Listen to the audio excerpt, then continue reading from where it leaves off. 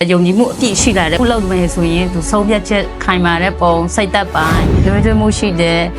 လုံခြုံမှုရှိတဲ့စိတ်ချလုံခြုံပြီးတော့အမကန်ချက်ရှိတဲ့အကြောင်းကိုရှာနဲ့ပြပတွေအတွက်ပေါ့နော်ဒီအကြောင်းကိုကျွန်မအနေနဲ့တော့လာခဲ့ပါလို့တော့ပြောချင်ပါတယ်ကိုကလေးအမျိုးလုပ်ပေးလိုက်ရတော့အားဖြစ်သွားတယ်ရေနောက်ပြီးတော့သူ့တော့ပြီးသိဖြစ်တော့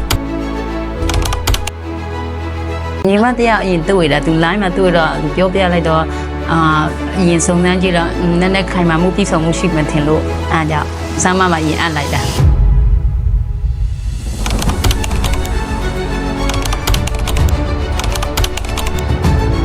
ထင်ပါတယ်ကလေးရဲ့စိတ်သက်ပိုင်းရောလူမှုရေးဆက်ဆံရေးပိုင်းမှာရောသူကြည့်ရတဲ့ယုံကြည်မှုအပြည့်ရှိလာတဲ့ပုံမှာပေါ့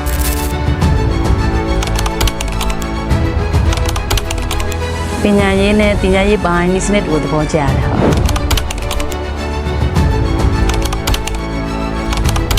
အများကြီးရမှာတော့ကလေးကဆုံးဖြတ်ဆင်ခြင်မှုအရာစကားပြောတာရောအိမ်မှာရောသူ့ရဲ့တစ်ခုလောက်မယ်ဆိုရင်သူဆုံးဖြတ်ချက်ခိုင်မာတဲ့ပုံစိတ်သက်ပိုင်းလူမှုရေးပိုင်းပြောဆိုဆက်ဆံရေးပိုင်းအကုန်မှာပဲဟုတ်အများကြီးတိုးတက်လာတယ်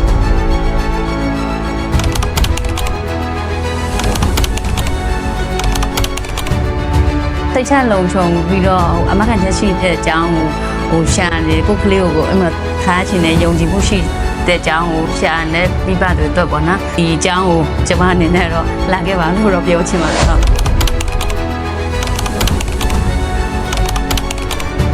လွယ်လွယ်မှုရှိတဲ့လုံခြုံမှုရှိတဲ့နောက်ပြီးတော့ပြည့်စုံတယ်လို့တော့ထင်တယ်ပေါ့